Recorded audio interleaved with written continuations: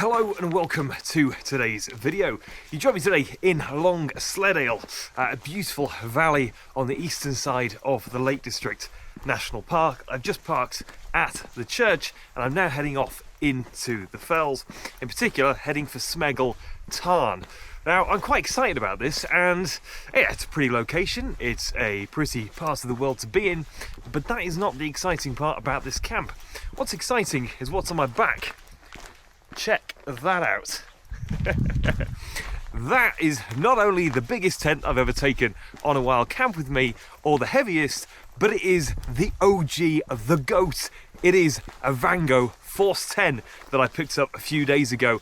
I am actually mega stoked to be spending the night in a Force 10. It's been many years since I came across one of these tents, and back then, it was about 10 years ago, I had no idea what it was. It was just a random orange tent. I got a lens. I spent the night in it on a winter camp when I was a scout, and it was the warmest night I've ever had.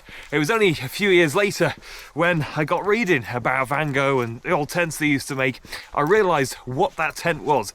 It was one of these on my back. What makes this one even better is it's not only in mint condition, but it only cost me £50, which is bloody cheap for a Force 10. Reason being, the person selling it couldn't be asked to get it out of the bag. They had it knocking about their house. They sent me a photo of the bag. I asked them whether they could check if all the parts were there. They said no. So I drove on a gamble to pick this thing up, and knowing that a lot of them can be missing the inside, can be missing the rubber bands, all of that sort of jazz, I thought there's no way one for £50 is going to be in one piece. And well, this one is. It's even got the original repair kit in it as well, which I will show you a little bit later on. As a result of the Force 10 though, and what I'll be cooking tonight up on the fells, I have got probably one of the heaviest rucksacks I've been out with in a very long time, but it will be worth it. And what a stunning valley to be in as well to start this little mission.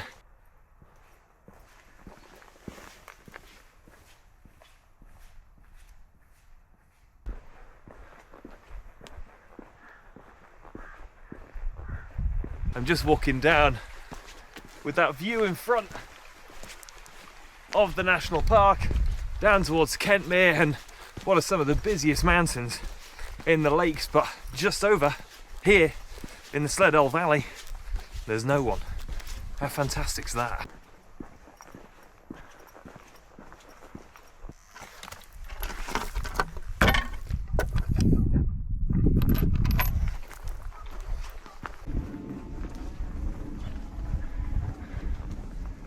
As I'm climbing up, you do feel that weight.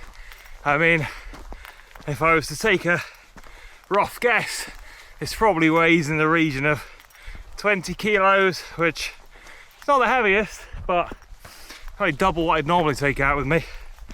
And when you're on quite a steep incline too, this camera makes it look flat as anything, but it isn't. It does make the difference. All I've got on is a t-shirt and my waterproof.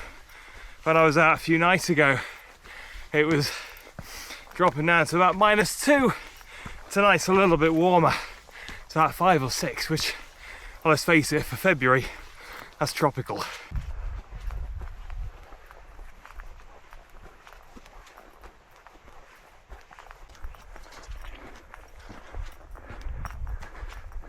We're coming up towards the little depression now where Skeggle Tarn actually sits. Sits just between two mountains and a little saddle just down there in the dip. I've not had sight on it yet, never been up here before, but from what I've seen it does look like an incredibly pretty place. A lot of birds nesting, all that sort of stuff going on. It's a big one for wildlife photographers as well, I believe. The only things I could really find about this was a local swimming group who'd posted about it in 2019, and another guy who writes a blog. From what I could tell, he'd been doing that for the last 20 years, still was today.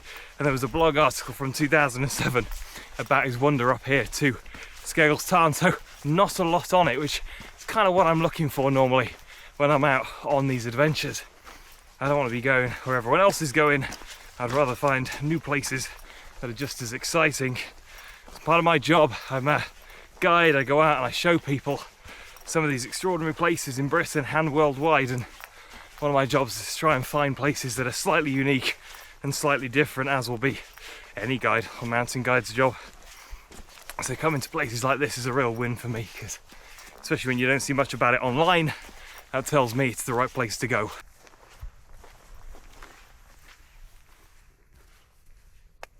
There it is.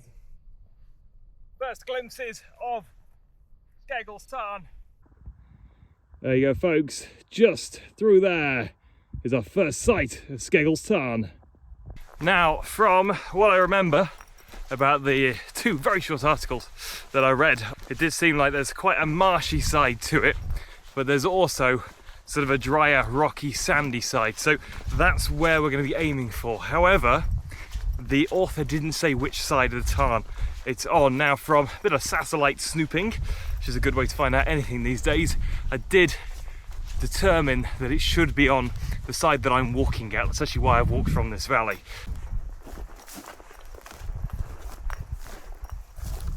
I'm just approaching down to the Tarn now.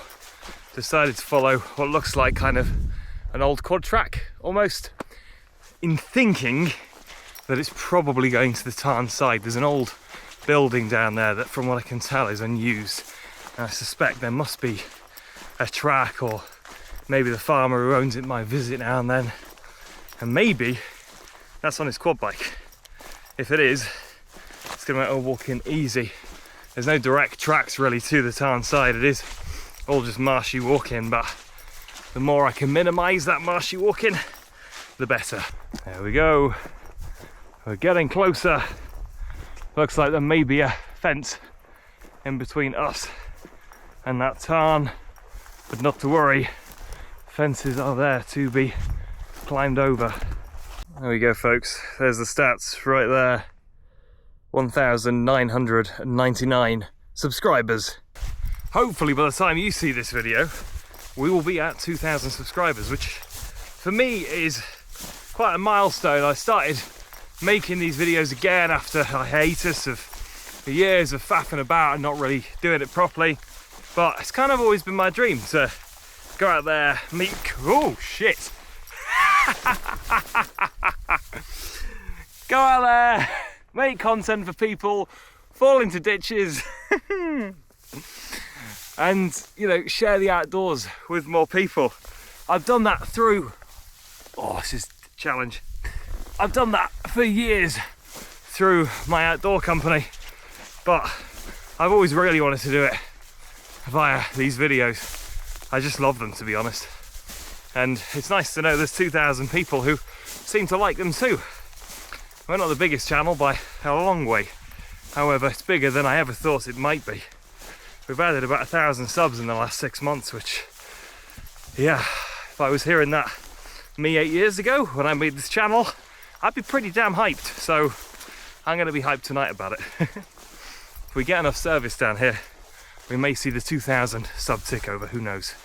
However, with it being so pretty and so quiet down here, I may also just switch my phone off and forget about it till the morning. Ugh.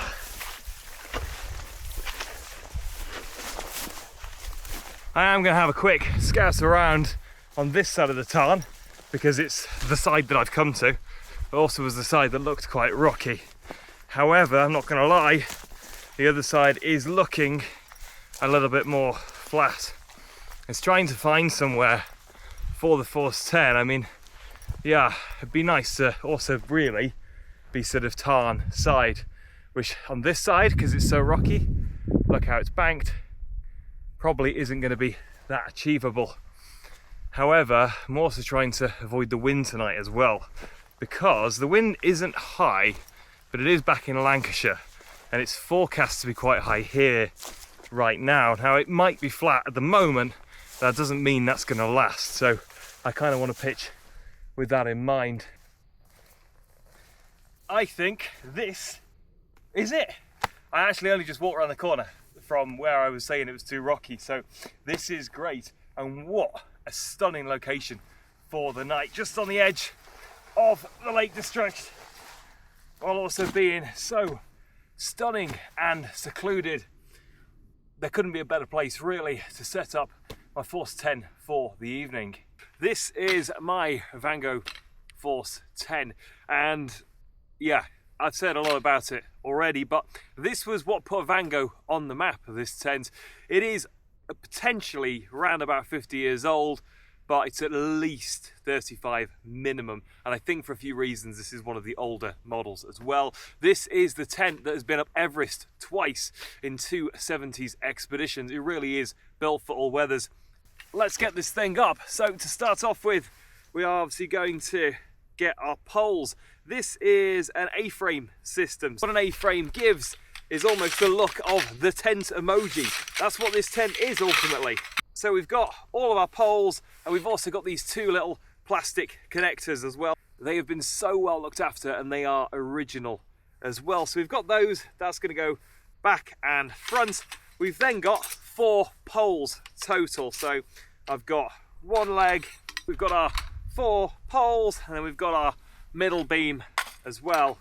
Now, all we're gonna do is pop those into the little plastic end caps like that. It is quite a big tent this when it's actually all set up. I'm not gonna lie, in comparison to a modern day tent, a Force 10 does appear to be a little bit of a faff, but it is 100% worth it to spend a night inside. There we go, so we've got our 2 A-frame pieces, we've got our back one, which we're gonna pop around about there-ish, we may move it. Then we're gonna pop our middle pole on, and it sort of just slots onto those plastic sections, and then we've got our front section, connect our leg that's fell off. Brilliant stuff. We've got our A-frame ready to go. There we go, our router's just wrapped up inside of here. We're gonna drape that over the frame. Once you've draped it over, all you're going to do is find those eyelets at the top and just pop them through. So we've got that one on our front end, and then we'll keep throwing that canvas over as we come along, and then we'll pop the back one over. Now, I'm obviously no expert on pitching this tent at all. I've had it up once so far, and I've been in one once before that, so you will have to bear with me. I do believe we seem to have the original stakes with it. If anyone worked for Vango at the time or knows what the original pegs look like, do give us a shout, but I'm pretty sure these metal stakes are the ones that would have come with the tent. They just look very aged and Vango-y. God, it's so rocky underneath this ground. I'm probably going to have to go back round and retension anyway.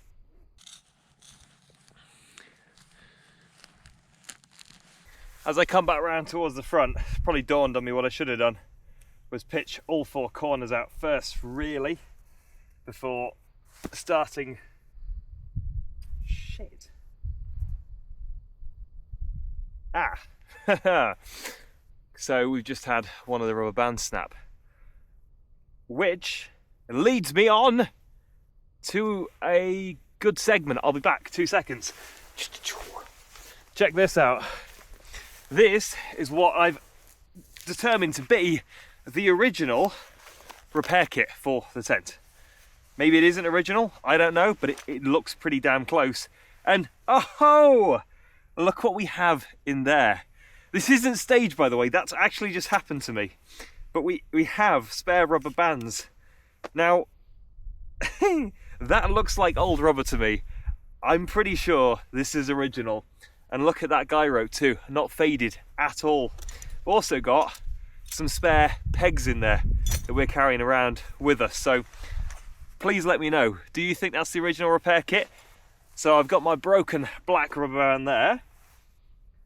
I'm then going to link my new, or not so new rather, band around, thread through. I'm going to hope this doesn't snap now because this is really old rubber. There we go. And we've actually used our original Vango Force 10 repair kit there. We've got the outer of our tent pitched. I'm not going to lie to you, pitching this tent is more of a project than a normal tent would be, but doesn't that look epic on the landscape? Forget boring new tents and these super expensive this and the others and super lightweight whatever's going on. That may weigh a ton, but it looks epic. Let's get the inside in.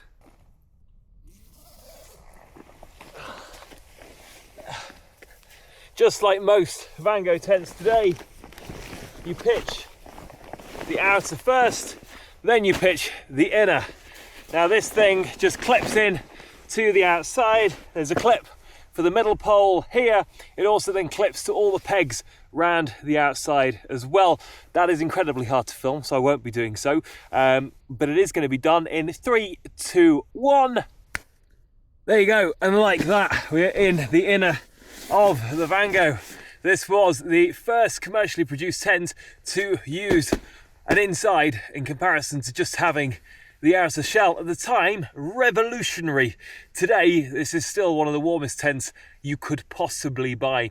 And as I said, those 2 Everest expeditions really speak to that as well. Doesn't look particularly flat in here, but I'm hoping a bit of 21st century outdoor technology may solve that. I'm of course talking about this. This is a Thermarest Neo Air. Not been using it particularly long, however, it is absolutely awesome.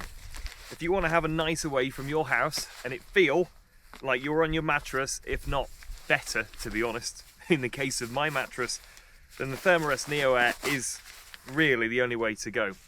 It is a bit too expensive, to be honest. However, it is incredibly cool. The only problem I do have with this roll mat is the fact that you get a little bag to fill with air, and then you can fill it with air, and then you fill the Thermarest with air, and it sort of stops it getting all wet and mouldy and stuff inside. The only problem is when there's no wind, there's no way to blow this thing up other than just to blow into it anyway. And it takes a lot of air, so I'm going to do it on time lapse because that'll be better. Oh, that is just like hyperventilating, blowing that thing up. However, it should, if I can keep hold of it, keep the ground beneath me nice and leveled out. Anyway, I'm going to set the rest of my tent up and then I think we're going to go for a swim.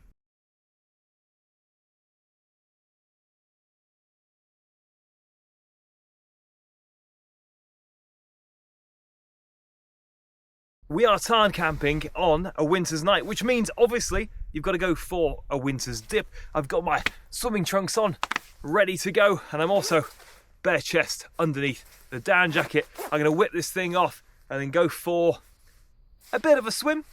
How long it lasts, I'm not sure. Anyway, let's get in. I'm going to leave my down jacket here for when I hop back out. I've also got obviously the best towel in the world, a microfiber towel as well, so get myself nice and dry when I hop out. I'm going to do a bit of a POV on the GoPro. Let's see how cold this thing is. Oh yeah. Oh yeah, that is pretty nippy, I'm not going to lie to you. I've just realised I've got my watch on, which I've had fixed recently for water damage, so but anyway, we're going to work with it. Oh, let's come down into the water. Drops off pretty quickly. Oh, I don't know what temperature this is going to be, but I suspect pretty cold.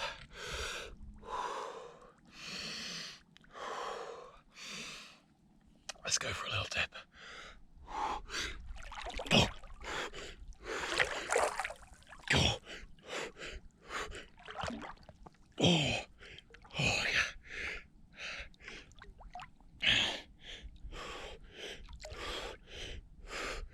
yeah.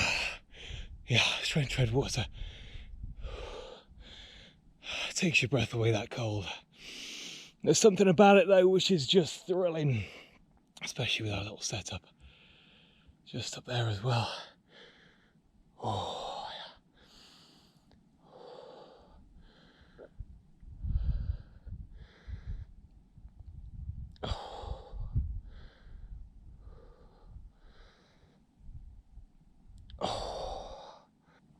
There we go, that is me done. I'm going to make my way back out. Oh, the ground beneath is so sinky. Oh. That is probably some of the coldest water I've been in a while. Oh, there we go. Ease our way out. My aim there was to be in for 2 minutes. We've managed about 2.5, so it's not too bad, especially in water that cold. Whoa! That makes you feel so alive. Amazing. There's something so fantastic. Get your blood going, gets it rushing. Oh man. Oh. Winter dipping is extraordinary. You've got to be careful how long you're in for, and you've also got to be careful how long you're talking to a camera for when you're getting out too, because you don't want to get after drop and get too cold. So I am going to get myself nice and dry as quick as I can. Take my trunks off, which is something for a different website, not YouTube. And I'm going to go put my clothes on, get myself nice and warm, and make myself a lovely cup of tea. Alive! Got our Coleman stove out for our cup of tea, and we're going with fruity herbal tea as well. How very lovely. Trying to stay healthy-ish, maybe. Pop one of those in there. After you've been for a swim like that, you do want to try and keep as warm as possible. I've got my down jacket on, I've got my snood.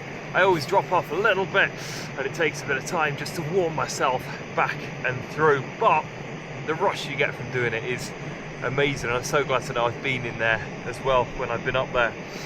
This is the stove I bought for my £100 challenge video, which is the last video I put out on the channel. That was interestingly received, that video, with a lot of takes on it, a lot of criticism, but you know, I stand by the video a lot, and I'm glad to be using some of the kit carrying it on. It does boil quick, this Coleman stove, which is lucky for me because I need a warm drink ASAP. I'm going to have this cup of tea, crawl into my sleeping bag, and then chill out for a bit until dinner time. In my sleeping bag, as warm can be, and I've now got my fruity cup of tea as well. I'm going to chill out for a little bit, and then I'll be back a little bit later on to do dinner, but I am dead pleased with my little swim. That was amazing. Welcome to dinner.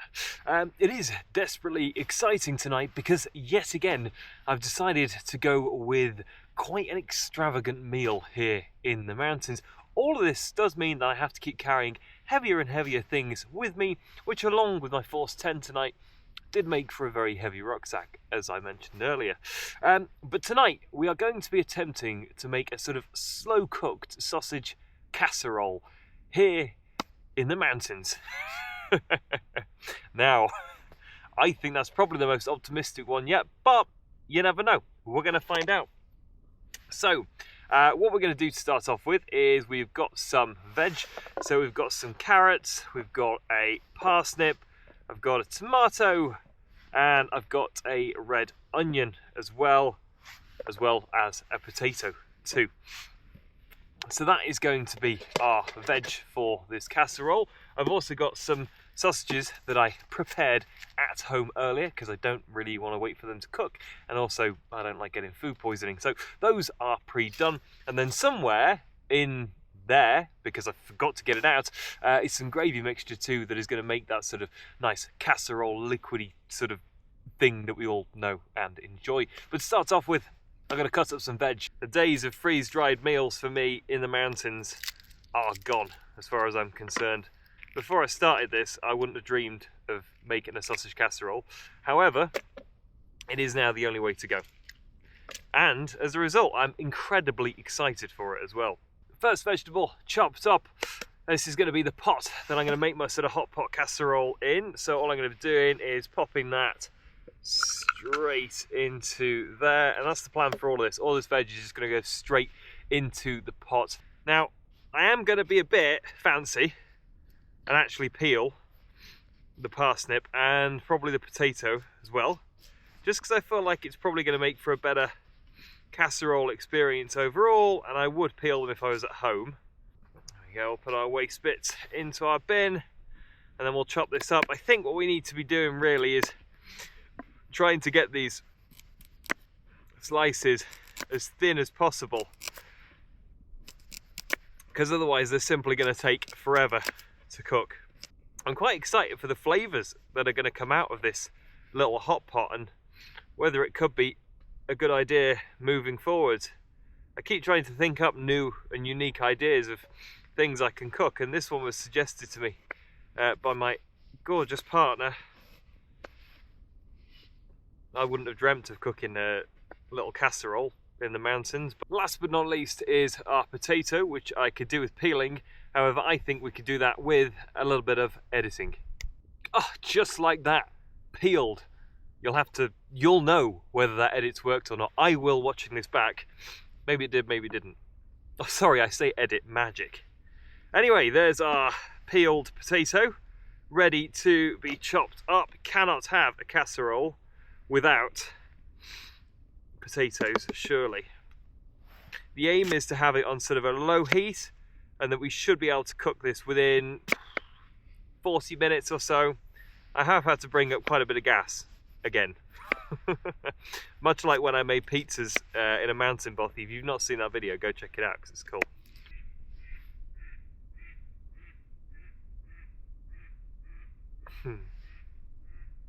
I'm not sure if you can hear that or not. Today felt like the first proper day when spring could be coming. I mean, it is February and it's a little bit off, yeah, but just that bit of warmth on your face as you walked along. There was also some midges out by the lakeside as well. Not the most liked thing in the world, but definitely a sign of milder weather to come, without a doubt. Of course, no sausage casserole would be complete without the sausages. Oh, these are little chipolata sausages, which I cooked earlier on today. Now, I was going to add these a little bit later in the recipe, but my hope kind of is that they'll sort of infuse with the rest of the flavours that are going on in there, and they'll taste that much better for being in the pot. Whoops.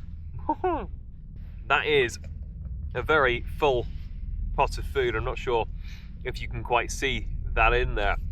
Okay, so what I've got here to add into this, if I can open it, like a gravy sort of mix. Now, I got told I probably want to put one of these in to start and then go from there. So I'm going to add that into my little hot pot. I'm actually going to be cheeky and add 1.5 to start off with. Mega stuff. That may come back to bite me. And then we're going to add our water, and from my understanding we're basically just going to fill this thing up now. We're going to give it a big stir, try and get it all as mixed in as we sort of possibly can. I may have filled this up too much, but I'm not sure. I'll have to see what happens.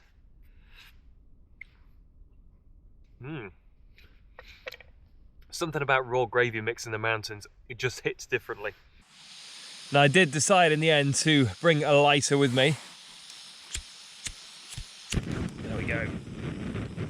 Although this stove has got its little electric lighter on it, I don't find it particularly reliable, so I don't want to take my chances not being able to cook dinner one of these times. So we've got that on now, and we're going to pop it onto as low a heat as we can possibly get, and we're going to cover it over as well.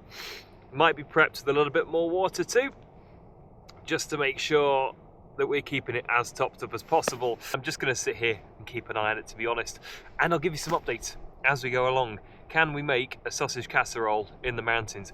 If that's what this ends up being, and it works, like everything I ever seem to make recently, I will be staggered. Midway on our cooking journey tonight, check that out. I think, folks, this might just work. Dinner is officially served. We have made our sausage casserole hot pot thing here in the mountains. Let me show you on this what it looks like. Oh, Oh, check that out, still bubbling and boiling away in there. I'm just going to turn the gas off. Now it's cooked, we can add some salt and pepper. Obviously only the finest salt and pepper shakers here in the mountains. Lots of pepper, get that in there, and then plenty of salt as well. We'll give that all a big stir up. Oh, that smells just absolutely amazing. It's a little bit hot at the moment, but I think we can dive in for a quick bite to eat. Let's try it out.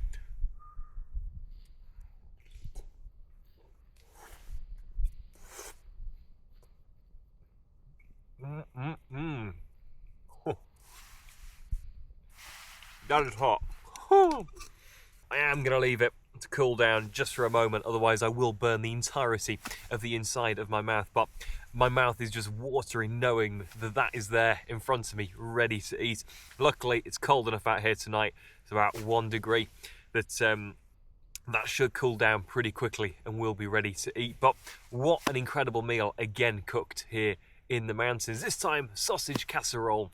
And what makes it even better is obviously the backdrop of the Force 10 tent. I forgot to mention earlier, but this thing is actually made in Scotland as well, or was made in Scotland at the time. So it is literally a British bred tent that I brought here to the Lake District. Maybe we'll have to take it on an adventure to Scotland.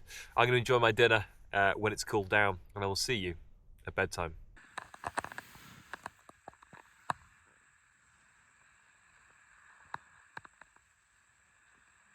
Finally, all wrapped up in my sleeping bag for the night. What a cool day it's been. I'm like stoked to be in the Force 10 for the night.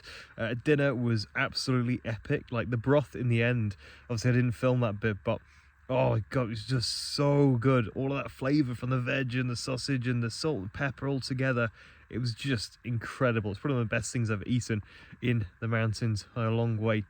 And the spot that I've managed to get for the night as well, it's just so pretty up here, and so quiet too. Like I've not seen anyone since pretty much since I left the car. So it's the sort of places I like to find. Yeah, that's pretty much it from me. I'm gonna go to sleep. As you can tell, I'm pretty knackered, so I'll see you in the morning.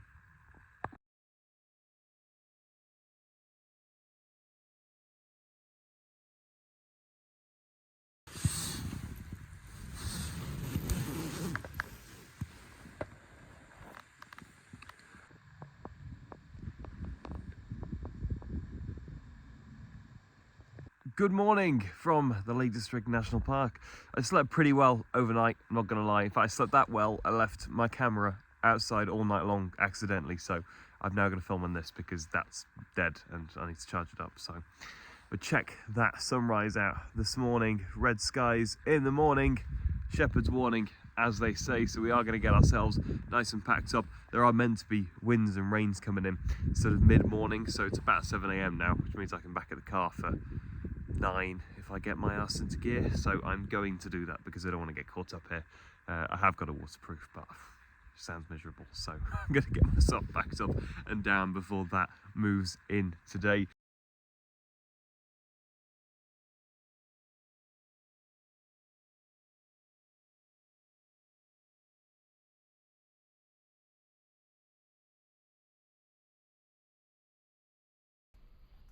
So last night I did find some service up on a hill over there that I had to wander to make a phone call as well, but I also found out something else.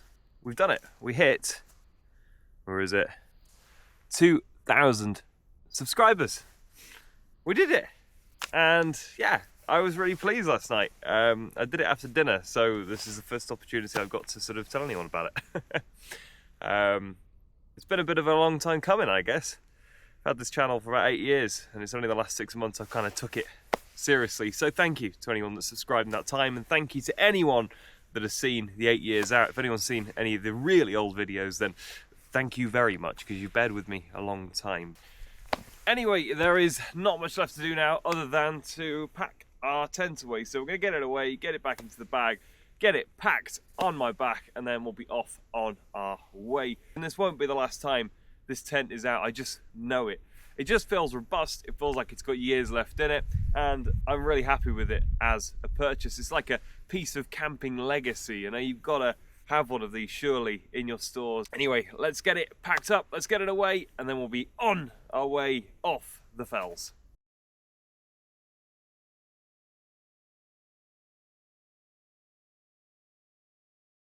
This tent has also got a name on it too. It's got Paul D. Avon. I don't know what that means. Obviously someone called Paul with the surname D. You'd have to be a rocket scientist to work that out. Avon, could be from Stratford-upon-Avon maybe, somewhere like that. Might have been a scout troop, who knows. These tents have probably been passed down and owned by so many different people at this point, but if you are Paul D from Avon, get in touch, because I've got your tent. Quick site check to make sure we've left it how we found it, of course. Rightio, time to start our wander back out of here. Probably about an hour and a half back down to the car, something like that, so it's not ridiculously far. But what an amazing night it's been, and what a privilege to sleep in that tent as well. I mean, I'm sure at some point I'll be back to being ultra lightweight again, but you know what, build your leg muscles, makes you a bit tougher, shows you the people that used to carry these tents around. I mean, you got to think about mountain leaders that would have had force tents, people carrying them up Everest and up these big mountains. I mean, that is truly a feat, isn't it? Considering how big and bulky they are. People were just built differently, especially mountaineers 50 years ago, that's for sure. Because don't forget, the only heavy thing I've got in here is that Force 10. The rest of the kit in here is lightweight. But yeah. Anyway, thank you for watching the video, if you watched this far. If you have, please like, subscribe, comment, do many things, and one day maybe we'll have many views. But seriously, thank you for 2,000 subs. It's really cool, and even if that's all we ever do, then I'll be really chuffed. So thank you for watching. I'll see you in the next video.